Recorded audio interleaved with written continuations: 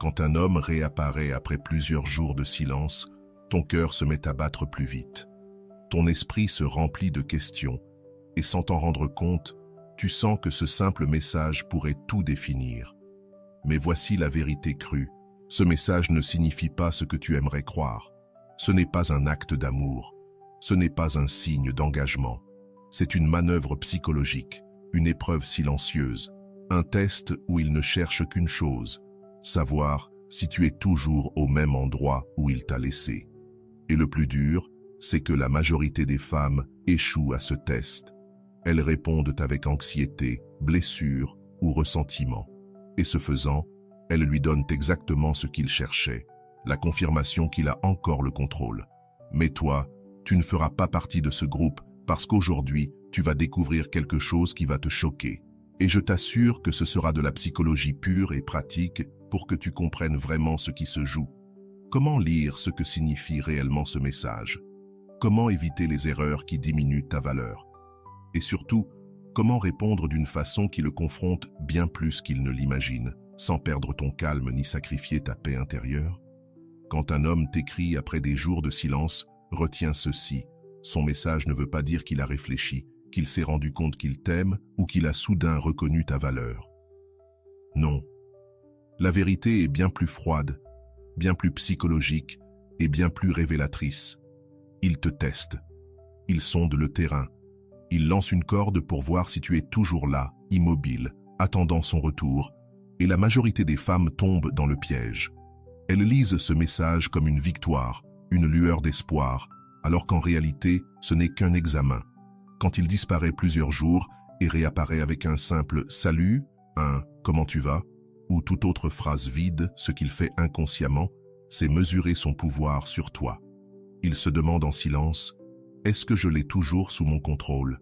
Est-ce qu'elle va répondre comme avant? Est-ce qu'elle m'attend encore ?» Voilà le point clé. Si tu réponds avec empressement, si tu montres trop d'émotion, tu lui confirmes exactement ce qu'il voulait vérifier. Tu lui prouves que tu continues à tourner autour de lui comme si rien n'avait changé.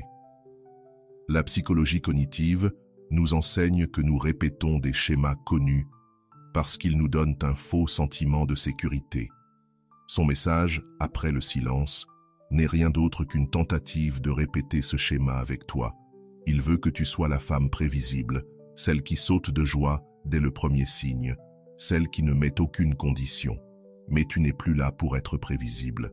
Tu es là pour apprendre à réagir autrement, pour briser son scénario, pour l'obliger à affronter une version de toi qu'il n'a jamais vue, une femme qui n'est pas à sa merci.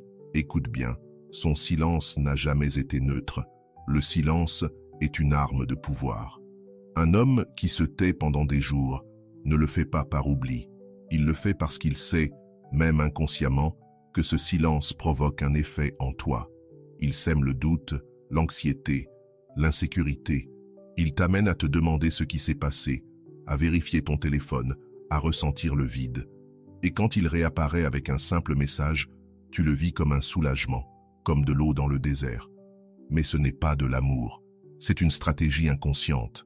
Son silence a créé la soif, et son message est la goutte d'eau. Si tu réagis comme quelqu'un qui avait soif, tu confirmes que sa technique a fonctionné. C'est là que réside ton véritable pouvoir. Comprendre que ce message n'est pas un cadeau, mais une épreuve de ton estime de toi, de ton indépendance émotionnelle, de ta maturité intérieure. La façon dont tu réagis ne définit pas seulement ce qu'il pense de toi, mais aussi ce que ta propre conscience comprend de ta valeur. Si tu réponds comme avant, tu confirmes ton ancienne blessure, celle d'une femme qui croit avoir besoin d'attention pour exister. Mais si tu réponds depuis un autre espace, si tu gardes ton calme, si tu comprends que ce n'est pas lui qui t'apporte quelque chose, mais toi qui décides de la façon dont tu reçois ce message, alors tu changes toute la dynamique. Avant de continuer, si tu n'es pas encore abonné à ma chaîne YouTube, je t'invite à le faire dès maintenant. En t'abonnant, tu seras informé de toutes mes nouvelles vidéos, ce qui te permettra de ne rien manquer de contenu précieux. Imagine, il disparaît une semaine. Tu es agacée, pleine de doutes, et soudain, il envoie un message banal. L'ancienne toi aurait accouru pour répondre avec un « quel bonheur d'avoir de tes nouvelles », un « tu m'as manqué », Je commençais à m'inquiéter. Et sa disparition aurait été récompensée, son ego nourri. Mais la nouvelle toi ne lit plus ça comme un signe d'amour. Tu vois clair, c'est une manœuvre psychologique. Et tu réagis autrement. Tu restes calme, posée, confiante, comme quelqu'un qui n'était pas en train d'attendre à la porte. C'est ça qui transforme son « je suis de retour » en sa pire crainte. Car il réalise que, pendant son silence, tu as continué ta vie. Tu n'étais pas figé, tu n'étais pas suspendu à son absence. Et à son retour, il trouve une femme différente, plus centrée, plus forte, plus consciente de sa valeur. Son ego tremble, car son message n'est plus une corde qui te ramène à lui, mais un miroir qui lui montre qu'il a perdu le contrôle. Alors, retiens ceci. La prochaine fois qu'il t'écrit après des jours de silence, ne lis pas ces mots comme de l'amour. Lis-les pour ce qu'ils sont, un examen silencieux de ta force intérieure, et réponds depuis cet espace de puissance, car la plupart des femmes se piègent elles-mêmes en répondant depuis la blessure. Et répondre depuis la blessure prend deux formes, l'anxiété déguisée en joie ou le ressentiment déguisé en reproche. Ces deux réactions semblent opposées, mais en vérité, elles sont identiques. Dans les deux cas, elles confirment qu'il a encore du pouvoir sur toi. Pense-y. Si tu te précipites pour répondre avec enthousiasme, tu lui envoies le message silencieux. Je t'attendais, merci d'être revenu. Si tu réponds par l'ironie, un « Ah, te voilà enfin », tu lui dis en réalité « Ton silence m'a blessé et je n'ai fait que t'attendre ». Dans les deux cas, tu montres que son absence t'a marqué, que tu étais en orbite autour de lui. Et crois-moi, même s'il ne le dit pas, un homme perçoit ses faiblesses émotionnelles. La psychologie est claire. Les émotions non gérées se manifestent toujours autrement. Et si tu veux reprendre le pouvoir, il te faut comprendre une chose essentielle.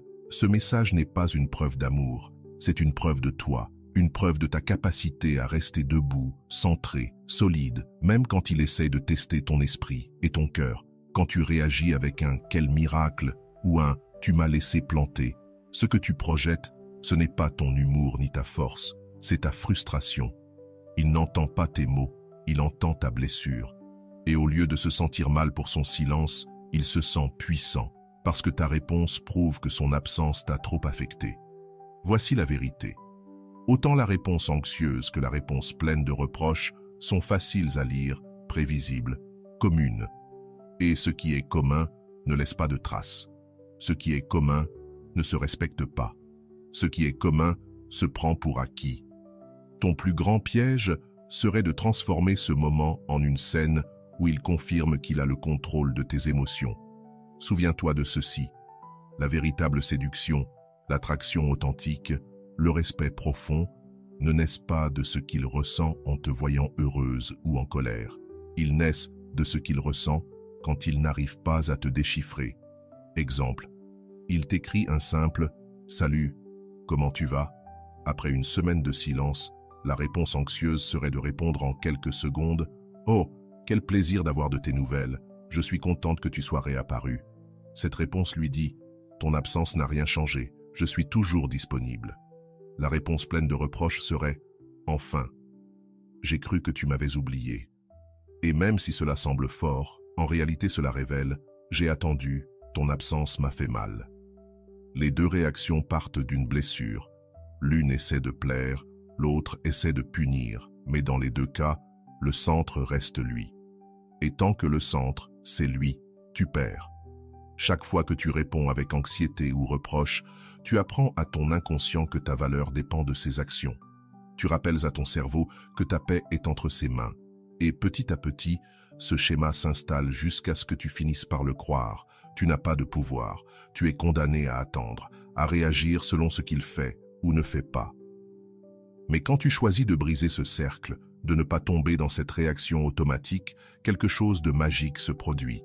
Non seulement il change la façon dont il te perçoit, mais toi aussi tu changes la façon dont tu te perçois. Parce que ton véritable pouvoir n'est pas dans le fait de le punir, ni de le satisfaire. Ton pouvoir est de rester centré.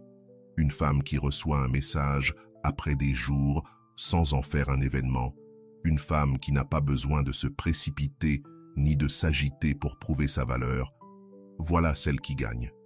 pas parce qu'elle manipule, mais parce qu'elle se montre à elle-même que sa vie ne dépend pas d'un message. Pas parce qu'elle joue la froideur, mais parce qu'elle a compris que son identité et son estime ne se négocient pas. Et c'est là la différence entre la femme qui s'épuise et celle qui s'élève. L'une réagit depuis la blessure, l'autre répond depuis son centre.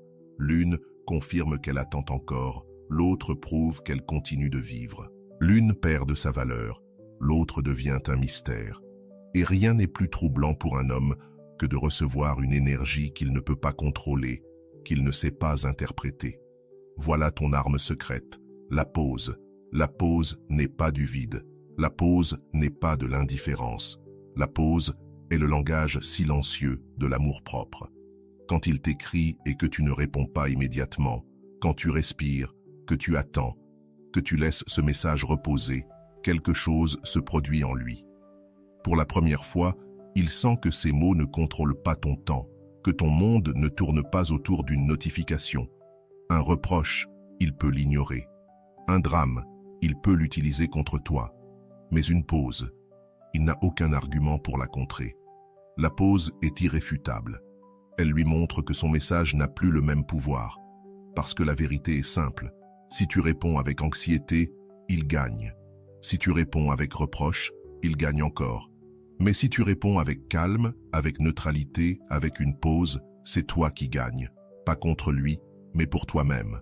La pause n'est pas une ruse pour manipuler. Elle ne marche pas si derrière se cache l'anxiété.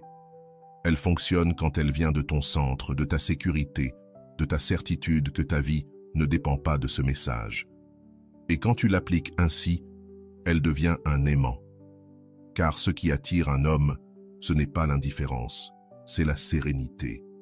Et voilà ce qu'il craint vraiment, perdre une femme qui ne l'attend plus, une femme qui vit, qui avance, qui ne s'accroche pas à son absence. Souviens-toi, ta force n'est pas dans la réaction, mais dans la maîtrise. Ta victoire est dans la pause. Tu le vois, il t'écrit, et en lieu de répondre immédiatement, tu choisis d'attendre jusqu'au lendemain. Cette pause lui retire la sécurité qu'il cherchait, car son ego attendait une confirmation instantanée. Ce qu'il reçoit à la place, c'est un vide temporaire. Ce vide ne le détruit pas, mais il l'intrigue. Et l'intrigue est toujours le début de la véritable valorisation, le mystère de ne pas savoir ce que tu penses, de ne pas savoir ce que tu vas faire, de ne pas pouvoir lire ta réaction en temps réel. C'est plus puissant que n'importe quelle déclaration d'amour. Voilà le pouvoir de ta pause. Chaque minute où il attend ta réponse, chaque heure où il n'a pas accès à ton émotion, devient un rappel brutal. Tu n'es plus aussi prévisible qu'il le croyait. Ton silence stratégique pèse plus lourd que n'importe quelle discussion, car il ne peut rien utiliser pour s'excuser ni minimiser ce qu'il a fait. Ce poids l'oblige à te regarder autrement. Avant, il pensait « Elle est toujours là pour moi ». Mais soudain, il se dit « Elle n'est plus si accessible, je ne suis plus sûr de la voir. Peut-être que je l'ai perdue ». Ce changement dans son esprit ne vient pas des mots, il vient de ta pause, de ta capacité à rester calme, à ne pas te précipiter, à ne pas courir pour combler le vide qu'il a créé. Et voici ce qu'il y a de plus transformateur. Cette pause ne le confronte pas seulement lui, elle te transforme aussi. Car chaque fois que tu choisis de ne pas répondre avec anxiété, chaque fois que tu prends de l'espace avant de répondre, chaque fois que tu montres que ta vie n'est pas suspendue à son silence, tu te reprogrammes mentalement. Ton cerveau apprend à associer ta propre valeur à ta sérénité et non à son attention. Ton cœur découvre qu'il est complet même sans ses messages. Ton énergie devient un champ magnétique qu'il ne peut contrôler. La pause n'est pas absence, elle est pouvoir. La pause n'est pas froideur, elle est clarté. La pause n'est pas punition, elle est respect de toi-même. Voilà ce qui le confronte plus que n'importe quel reproche. Pendant qu'il tente de déchiffrer ton silence, il ne trouve que sa propre peur. La peur de t'avoir perdu. Sais-tu où la majorité s'effondre? Pas dans l'attente, pas dans la pause, mais dans la réponse. Car ces quelques mots que tu choisis peuvent élever ta valeur jusqu'au ciel ou l'enterrer en quelques secondes. Ta réponse n'est pas seulement un message, c'est un miroir.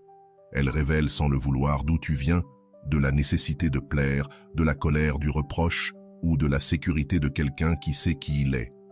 Et voici la vérité crue.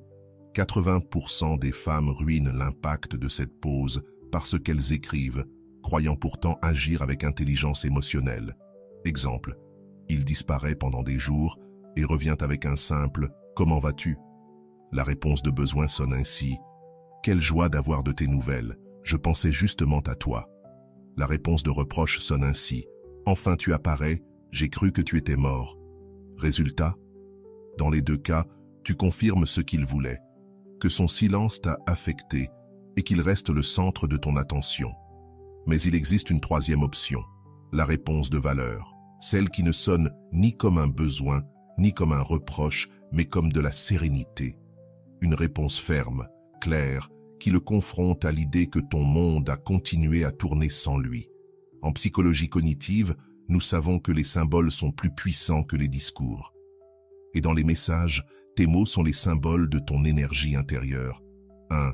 Quelle joie d'avoir de tes nouvelles. Quand tu meurs d'angoisse à l'intérieur, ne transmets pas de sérénité, il transmet de l'anxiété déguisée. 1. Je t'avais oublié, ne transmet pas de force, mais une blessure cachée. Alors qu'un simple message bref, neutre, tranquille, transmet bien plus de pouvoir qu'un long discours. Exemple. Il écrit « Salut, comment vas-tu ?» et tu réponds « Bien, merci » ou « Tout va bien, merci ». Tout va bien a plus de poids que 1000 reproches, car ça ne le remet pas au centre. Le merci transmet de la politesse, mais pas une ouverture totale. Et ce genre de réponse crée du mystère. Il se demande « Tout va bien, mais qu'a-t-elle fait? Où était-elle? Pourquoi sonne-t-elle si tranquille ?» Ce qui l'obsède, ce n'est pas ce que tu dis, mais ce que tu ne révèles pas. Attention, cela ne signifie pas jouer à la froide ou à l'indifférente totale. L'erreur inverse serait d'adopter un ton arrogant, du style « Je ne me souviens même plus de toi » ou « Peu importe que tu écrives ou pas ». Ça ne crée pas de valeur, ça crée de la défensive. Et la défensive ne construit jamais le respect, elle ne crée que des jeux de pouvoir stériles. La clé est dans la mesure. Ni lui rouvrir grand les portes comme si rien ne s'était passé, ni les claquer avec rancune. La juste mesure, c'est un message court, neutre, serein, mais ferme. Suffisant pour montrer de l'éducation, mais pas assez pour lui donner l'impression de reprendre le contrôle. Ton message n'est pas une invitation, c'est un miroir. Chaque mot doit refléter la femme que tu es maintenant. Une femme qui n'attend pas, qui ne supplie pas, qui ne poursuit pas, mais qui ne se cache pas non plus derrière un mur de rancune. Exemple de réponses qui transmettent de la valeur. Bien, merci, j'espère que toi aussi. Ou, tout tranquille ici, beaucoup de choses à faire, mais ça va. Toutes ces phrases transmettent que tu as une vie, que tu es occupé, que ton monde ne s'est pas arrêté. Elles ne livrent aucun détail, ne cèdent aucun contrôle, ne sonnent pas anxieuses. Elles reflètent un centre intérieur solide. La différence entre paraître disponible et paraître précieuse est dans l'intention que tu projettes.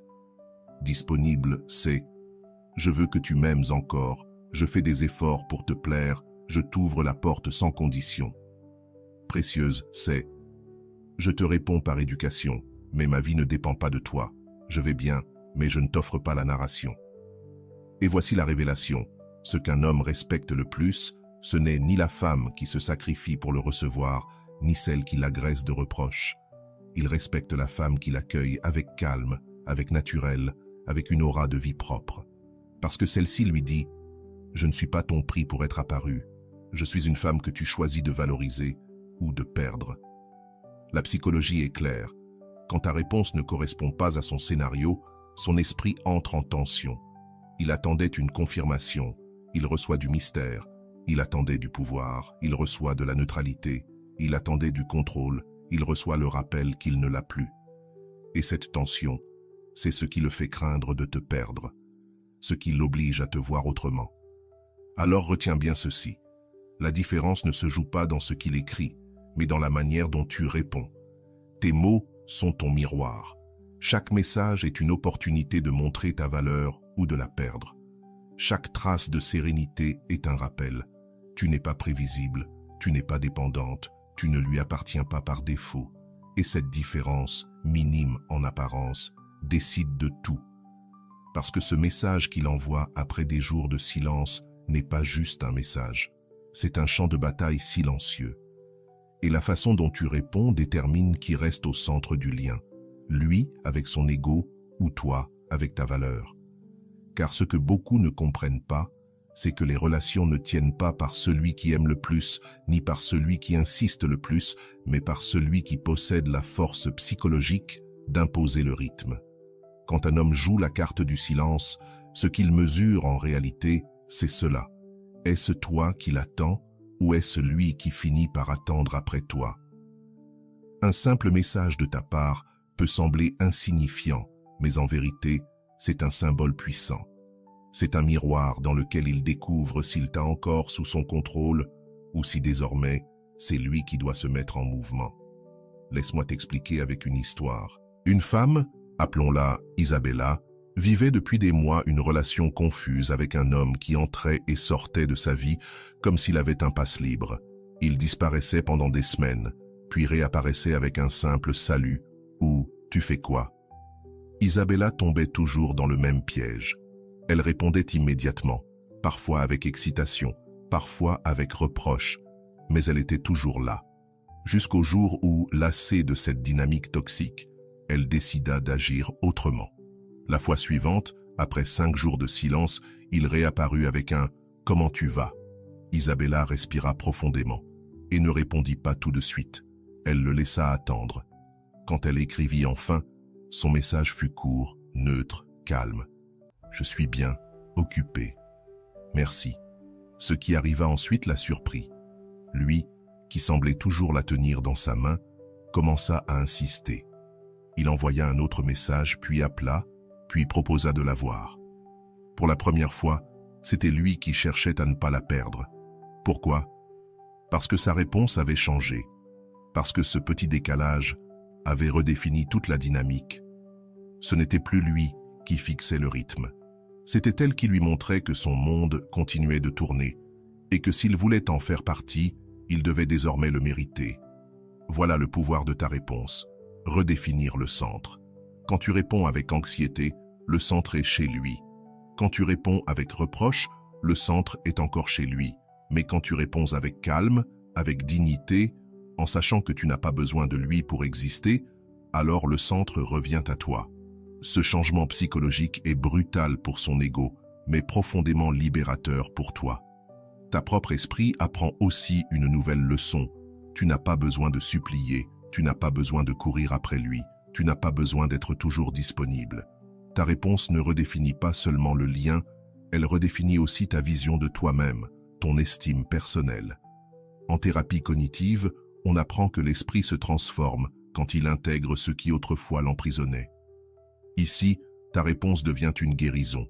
Tu ne réagis plus depuis ta blessure, mais depuis ta force. Et cette différence change tout. Car il y a une vérité simple. Un homme respecte ce qu'il ne contrôle pas. Ce qu'il peut prédire, il le prend pour acquis. Ce qu'il n'arrive pas à déchiffrer, il y pense la nuit entière. Quand tu brises le schéma et que tu réponds différemment, tu l'obliges à bouger. Tu n'es plus celle qui tourne autour de son silence. C'est lui qui commence à tourner autour de ta sérénité. Réfléchis à cela. Combien de fois as-tu laissé un message définir ta paix intérieure? Combien de fois ton humeur a-t-elle dépendu de son apparition ou de son absence? Combien de fois as-tu mesuré ta valeur à travers son attention? Ce cycle prend fin le jour où tu comprends que chaque réponse est une occasion de reprendre ton centre. Si tu réponds avec besoin, il reste au centre. Si tu réponds avec calme, le centre revient à toi. Voilà la vraie puissance de ta réaction. L'histoire d'Isabella n'est pas unique. Beaucoup de femmes qui refusent de tomber dans ce piège découvrent la même vérité. Quand elles ne cèdent plus au scénario habituel, la dynamique s'inverse.